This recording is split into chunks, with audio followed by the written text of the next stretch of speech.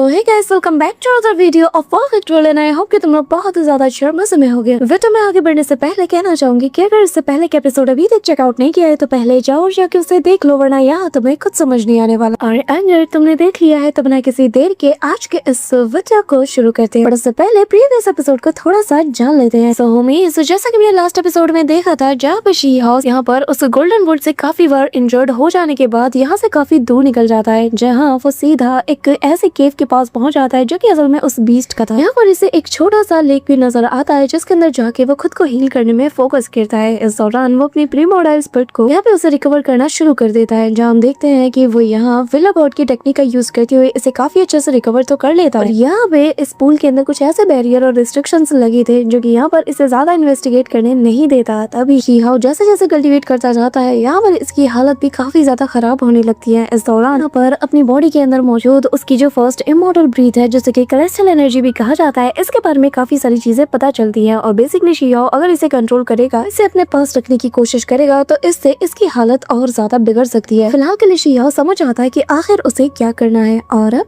आगे। सो होमीज, हमारे इस एपिसोड के स्टार्टिंग में हम यहाँ पर शी हाउ को देखते हैं जो कि यहाँ पर उस एनर्जी को कंट्रोल करते हुए अपनी बॉडी को हील करने में लग जाता है। पर तभी यहाँ पर वो उस क्रैक को बहुत ही गौर से देखने लगता है जो कि इस पूल के नीचे मौजूद था। और यहाँ शी हाउ उस क्रैक से काफी स्ट्रेन सी ऑरा को फील कर पाता है। वो समझ आता है कि शायद इसी के जरिए से वो यहाँ इस एनर्जी को काफी अच्छे से न्यूट्रलाइज भी कर पाएगा। तभी यहाँ पे शी हाउ डिसाइड करता है कि वो अपने प्रीमोडाइल स्पिरिट को अब पानी के काफी अंदर भेजेगा। अब तभी वो उसे बाहर निकालते साथ ही पूल के अंदर इसे भेज देता है, जहाँ हम देखते हैं कि इसकी प्रीमोडाइल स्पिरिट काफी गहराइयों तक पहुंच जाती है इन्वेस्टिगेट करने के लिए। पर यहाँ उसके रास्ते में एक बहुत बड़ा सा बैरियर उसे आगे जाने से रोक रहा था, जिसके चलते शी हाउ की प्रीमोडाइल स्पिरिट इस पे काफी सारे हमले भी करती है, जिसके चलते इसकी मेन बॉडी पर इसका इफेक्ट देखने को मिलता है। यह इतने पावरफुल बैरियर से शी हाउ इतना अंदाजा लगा लेता है कि इस बैरियर को हो ना हो पर किसी इमॉर्टल ने लगाया होगा। अब यहाँ शी हाउ लगातार यहाँ पे कोशिश किया जा रहा था। वहीं दूसरी तरफ हम देखते हैं कि कुछ फॉरेन रियलम के कल्टीवेटर्स से शी हाउ का पीछा करते हुए यहाँ इस केव के आसपास पहुंच जाते हैं। तभी यहाँ शी हाउ अपनी आंखें खोलता है। वो यहाँ पे सोच तो लेता है कि अगर वो चाहे ना तो वो इस क्रैक के अंदर जा सकता है, यहाँ तक कि इस पूल के काफी डीप में भी जा सकता है। पर मुश्किल ये है, शी हाउ को समझ नहीं आ रहा था कि ये खतरा उठाना सही भी है या नहीं। पर तभी यहाँ पे वो नोटिस करता है कि इसकी बॉडी के अंदर से एक मिस्टीरियस सा ब्लैक कलर का फ्लेम बाहर आता है, जिसे देखता साथ ही शी हाउ को पास्ट के कुछ इंसिडेंट हिट होते हैं और अचानक से वो सारे जो यादें हैं वो उसके नजरों के सामने आने लगते हैं, जहाँ पे शी हाउ देखने लगता है कि इस मिस्टीरियस फ्लेम को पाने के लिए शी हाउ ने पास्ट में काफी ज्यादा मेहनत की है। और अचानक से ये फ्लेम आज इसके सामने इमर्ज होते साथ ही अचानक से शी हाउ को लीड करने लगती है और वो सीधा पानी के अंदर जाती हुए इसकी प्रीमोडाइल स्पिरिट को काफी दूरी तक गाइड करती है। अब तभी हम देखते हैं कि अचानक से ये जो ब्लैक फायर थी ना, ये एक ऐसे पावरफुल शील्ड को क्रिएट करती है जिसके चलते यहाँ पे शी हाउ की प्रीमोडाइल स्पिरिट उस डीप एरिया में बहुत इजीली जा पा रही थी, जहाँ इसे इंटेंस अमाउंट में इमॉर्टल ऑरा फील तो हो रहा था। लेकिन ये जो बैरियर था ना, यानी कि उस ब्लैक फ्लेम का, उसके चलते यहाँ पे शी हाउ बहुत इजीली इन सभी को साइड हटाते हुए अंदर की ओर बढ़ता हुआ चला जा रहा था। अब तभी उसकी स्पिरिट एक बहुत बड़े से इनविजिबल बैरियर से टकरा जाती है, जिसके चलते कि ह्यूज सा एक्सप्लोजन होता है। शी हाउ के फोरहेड से यानी कि मेन बॉडी से भी खून निकल रहा था। यहाँ पे आप देखते हैं कि अब शी हाउ भी ठान चुका था कि मुझे हर हाल में देखना है कि आखिर इसके उस पार क्या है। तो वो यहाँ पे ड्रैगन स्केल तक का यूज करते हुए फाइनली उस बैरियर को भेदते हुए आगे बढ़ जाता है। अब जैसे इसकी प्रीमोडाइल स्पिरिट पहुंचती है तो वो देख के हैरान था कि एक बहुत बड़ा सा जो वॉल कैरियर होता है उसे यहाँ पर इन्हीं गोल्ड के जरिए से कोट किया गया था। साथ ही यहाँ पर उसे एक गोल्डन बुल भी नजर आता है। शी हाउ समझ आता है कि इन्हें एज अ नॉर्मल एनिमल्स की तरह ट्रीट किया जाता है, जबकि ऐसे जो रेयर बीस्ट है ये देखने को काफी कम मिलते हैं। अब तभी यहाँ पर शी हाउ को निर्वाणा और अभी फील होती है, पर इससे पहले कि वो कुछ और कर पाता तब तक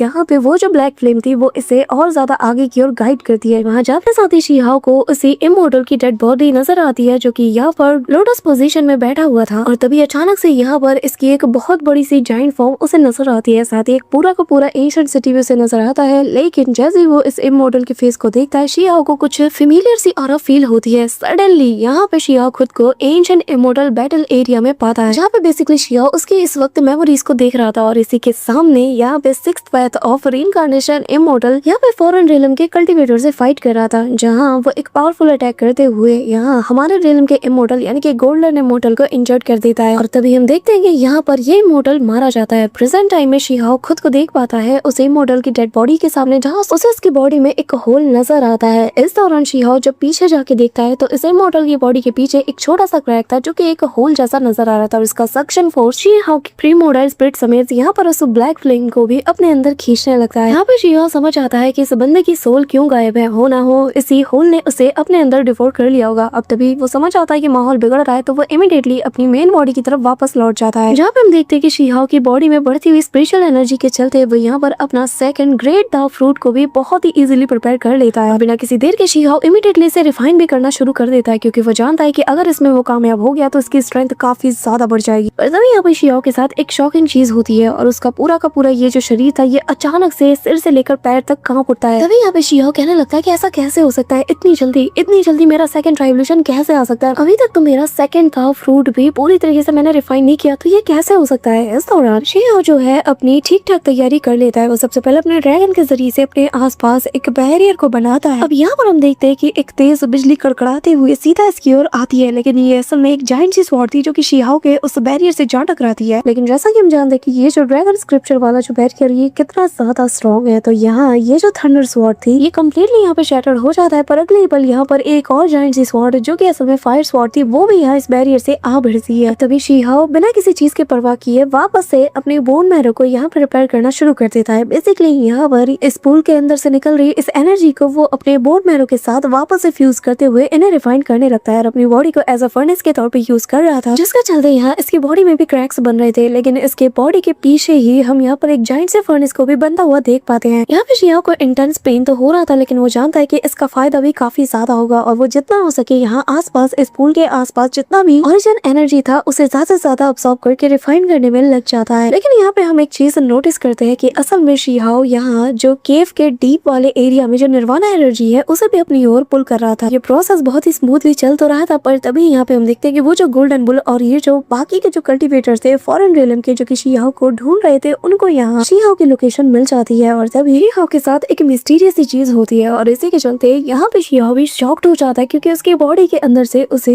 जो यहाँ पे ब्लड ड्रॉप नजर आता है वो और कोई नहीं बल्कि सुप्रीम ब्लड की निशानी है। और शीहाओ को ये लग रहा था कि उसकी बॉडी में इस वक्त एक और बहुत ही पावरफुल सुप्रीम बोन के बनने का प्रोसेस चल रहा है। यहाँ पे फिलहाल शीहाओ खुद से ज्यादा एक्सपेक्टेशन नहीं रखता है, लेकिन उसे पेन तो बहुत ज्यादा होता है। तभी वो डिसाइड करता है कि वो इस सुप्रीम ब्लड को ही अगर अपने बॉडी के हर एक पार्ट में उसे पुश करता है ना तो यहाँ उसकी स्ट्रेंथ और ज्यादा बढ़ जाएगी, साथ ही उसका बॉडी का हर एक पार्ट अच्छे से नरिश होगा। अब यहाँ पे इससे पहले कि शीहाओ अपनी प्रोसेस को और आगे बढ़ा पाता यहाँ उस गोल्डन बुल की भनक इसे लग जाती है और वो समझ आता है कि भाई 9 तो 11 होने का वक्त आ चुका है, इस बार भी बहुत मार पड़ेंगे। अब तभी वो यहाँ से टेलीपोर्ट होते साथ ही जैसे ही केव के बाहर आता है तो यहाँ इसके स्वागत के लिए फॉरेन रियलम के काफी सारे लोग मौजूद थे। यहाँ इतने सारे लोगों को देखकर शीहाओ समझ आता है कि इन्हें जल्द से जल्द निपटाना होगा वरना बहुत देर हो जाएगी। और तभी इनका जो लीडर था यानी कि स्क्वाड का जो लीडर था वो यहाँ पे हुआंग को यानी कि शीहाओ को देखते साथ ही पहचान तो लेता है और सभी को कमांड करते हुए कहता है कि हमें इसे हर हाल में मिटाना होगा। बस फिर क्या ये सुनना ही था कि सब के सब यहाँ पर शीहाओ के ऊपर देर दनादन ताबड़तोड़ अटैक करना शुरू कर देते हैं। अब यहाँ ये देखते साथ ही शीहाओ भी अपनी बिजली को एक तूफानी अंदाज में सीधा यहाँ पे अनलीश करता है और यहाँ जो भी उसके थंडर की चपेट में आता है ना वो सभी लोग यहाँ पे जल के राख हो चुके थे। इस दौरान यहाँ पे इनका जो लीडर था ये देखकर काफी ज्यादा गुस्से में आ जाता है। वो इमीडिएटली शीहाओ के ऊपर बहुत ही तगड़ा वाला क्लॉ अटैक कर देता है, पर शीहाओ की स्वॉर्ड का एक स्ट्राइक ही उसे पूरी तरीके से तबाह कर देता है। और यहाँ शीहाओ की ताकत को देखकर ना इसके तो होश ही उड़ चुके थे और यहाँ इससे रहा नहीं जाता। वो डेस्परेट होते हुए पूछ ही लेता है कि आखिर कैसे हुआंग तुम्हारी इंजरीज कैसे ठीक हुई? मैंने खुद अपनी इन आंखों से देखा था कि तुम्हें कितनी बुरी तरीके से इंजरीज हुई थी। यहाँ पे शीहाओ बहुत ही कूल अंदाज में सबसे पहले इसके चमचों को यहाँ पे निपटाते हुए कहने लगता है कि तुम्हें अगर जानना है तो क्यों ना तुम मुझसे फाइट कर लो, फिर मैं तुम्हें निपटाते साथ ही तुम्हें तुम्हारे सवाल का जवाब दे दूंगा। बट फिलहाल के लिए मैं तुम्हें इतना बता सकता हूँ कि बस मुझे एक बार ब्रेक थ्रू करना है, जिसके बाद तुम तो क्या तुम्हारे जैसे 10 भी यहाँ आ जाए ना तो भी वो मेरा बाल तक बाका नहीं कर सकते। यहाँ पे शीहाओ के इतनी बड़ी बड़ी बातें सुनकर ये जोर जोर से हंसते हुए कहता है कि अच्छा काफी ज्यादा एरोगेंट हो, लगा नहीं था कि तुम बड़बोले होगे।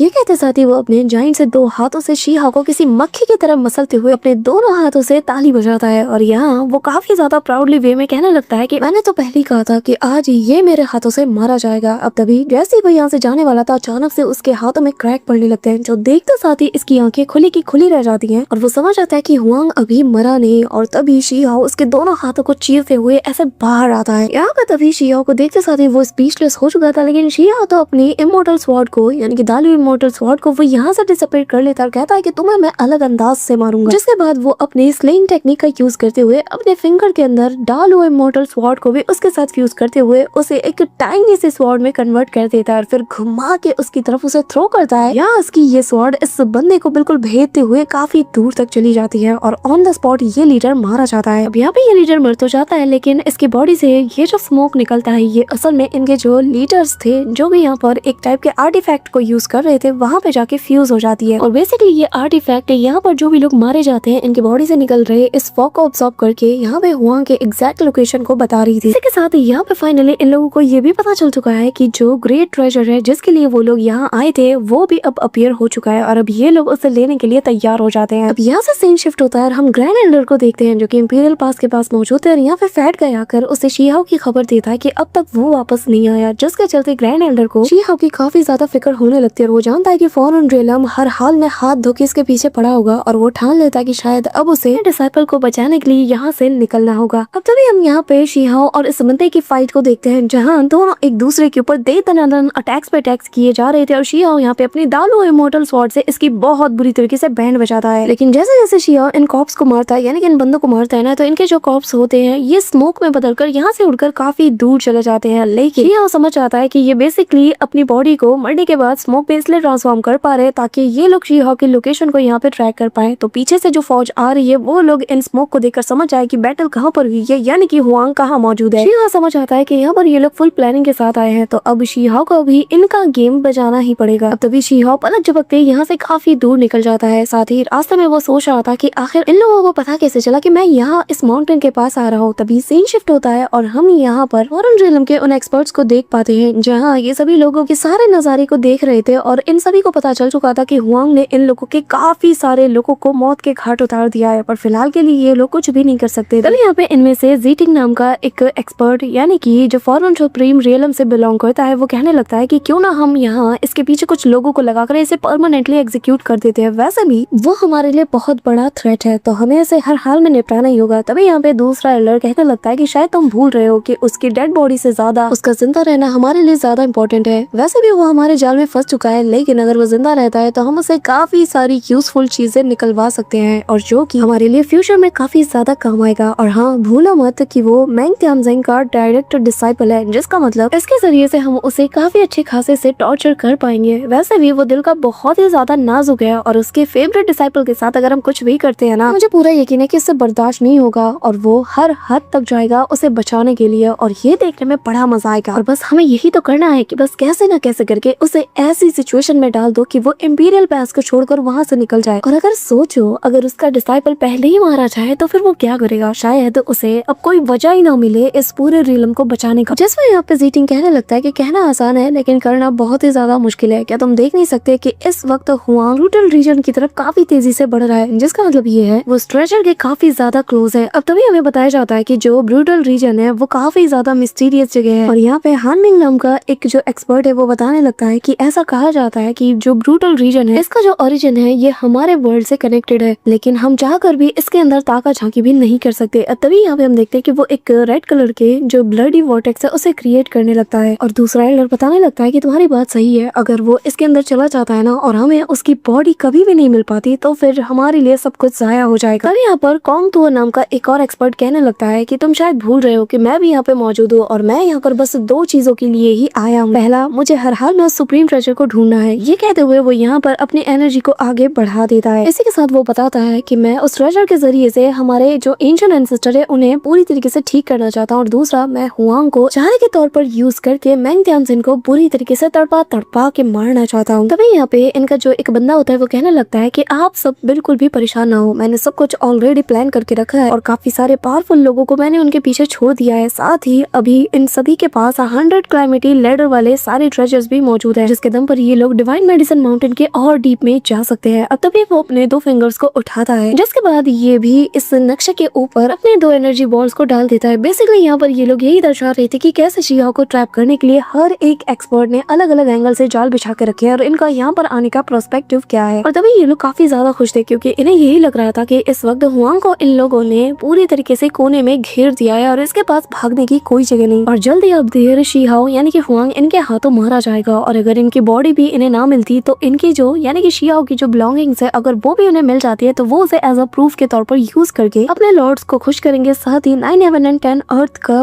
पूरा मोटिव डाउन करने के लिए ये लोग इसे किसी परचम की तरह लहराएंगे मैदानी जंग में। तभी सीन शिफ्ट होता है और हम शी हाओ को देखते हैं जो कि इस वक्त हेवनली डाइटी ट्री जो कि डिवाइन मेडिसिन माउंटेन के पास ही मौजूद है यहाँ पे पहुंच जाता है। और ये गोल्डन कलर का जो हेवनली डाइटी ट्री है ये काफी ज्यादा ग्लो करता है। शी हाओ इसे देखते साथ ही से रिकॉग्नाइज कर लेता है और तभी शी हाओ जैसे इसके पास जाता है वो अपने डिवाइन आइज को एक्टिवेट करके देखने लगता है कि यहाँ पर कोई ट्रैप या फिर कुछ और तो नहीं है। और वो पाता है कि यहाँ ऑलरेडी इसके लिए काफी सारे जाल बिछा के रखा गया है। तभी यहाँ पे शी हाओ जैसे उनमें से एक जगह पे जाता है उसे काफी अमाउंट में डेथ और नजर आता है। शी हाओ समझ आता है कि इस चोटी के पास कुछ तो गड़बड़ है। इस दौरान एक स्लैश अटैक हवा में उड़ते साथ ही शी हाओ की ओर बढ़ता है जिससे वो जैसे तैसे डॉज कर जाता है और पलट के जैसे ही मुड़ता है। यहाँ पे फॉरेन रेलम के जो सेल्फ रिलीज रेलम के जो एक्सपर्ट्स होते हैं जिनमें से एक का नाम 9-eyed दाउस्ट है वो यहाँ पे आते साथ ही कहने लगता है कि लड़के तुम्हें डर नहीं लगता है कि तुम यहाँ पर हमारे सामने खड़े हो और बेफिक्र होके खड़े हो? क्या तुम्हें डर नहीं लगता है? तुम्हें पता है ना कि ऐसे शो ऑफ करना और वो भी बिना सेफ्टी के ये कितना ज्यादा खतरनाक हो सकता है। जो सुनकर शी हाओ कहने लगता है कि अपनी बकवास बंद करो। अब यहाँ ये बंदा जोर जोर से हंसते हुए कहने लगता है। इस दौरान यहाँ पे हमें वेनरेबल येलो बियर्ड को दिखाया जाता है और ये कहने लगता है कि जरा देखो तो मैंने तुम्हारे बारे में काफी कुछ सुना था लेकिन पता नहीं था कि तुम इतने बड़े वाले बड़बोले होगे। मैं सच बता रहा हूँ अगर हमारे सुप्रीम एल्डर्स ने हमें ऑर्डर न दिया था कि हम तुम्हें जिंदा पकड़ के लाए तो मैं कब का तुम्हें यहाँ पे मिट्टी में मिला के राख कर देता। तभी शी हाओ भी बहुत ही कूल वे में इनकी बातें सुनते हुए अपनी स्वॉर्ड को रेडी करता है। तभी यहाँ पे हम देखते हैं कि यूनिवर्स इन स्लीव नाम के एक स्पेशल डिवाइन आर्ट को ये बंदा एक्टिवेट कर देता है। यहाँ पे शी हाओ के लिए तो ये कुछ भी नहीं था। लिटरली बस एक नजर देखता है, उठाता है अपनी स्वॉर्ड को, चला के एक स्वॉर्ड स्ट्राइक मारता है और अगले ही पल ये पूरा का पूरा इसका ये जो डोमेन आर्ट था ये डिस्ट्रॉय हो जाता है और शी हाओ इनके सामने किसी काल की तरह कहर बरपाना शुरू कर देता है जहाँ ये सभी लोग कंबाइन अटैक करते हुए शी हाओ को ट्रैप करने के लिए एक फॉर्मेशन को भी सेट करते हैं और साथ ही काफी सारे लोग सामने से उस पर हमला करते हैं पर शी हाओ तो उनसे डॉज करते हुए बहुत इजीली इन सभी को निपटाना शुरू कर देता है। इस दौरान काफी सारे स्लैश अटैक उसके मुंह की तरफ भी आते हैं। शी हाओ वो तो बहुत ही इजीली हवा में फ्लाई करते हुए इन सभी से डॉज करते हुए इनकी ओर करीब जाने लगता है। पर जैसे ही शी हाओ इनके करीब जाने वाला था अचानक से वो कुछ फील करता है जिसके चलते वो वहीं पे रुक जाता है और हम देखते हैं कि एक बहुत ही बड़ा सा वेपन सीधा शी हाओ को आके लगने वाला था पर सही मौका रहते हुए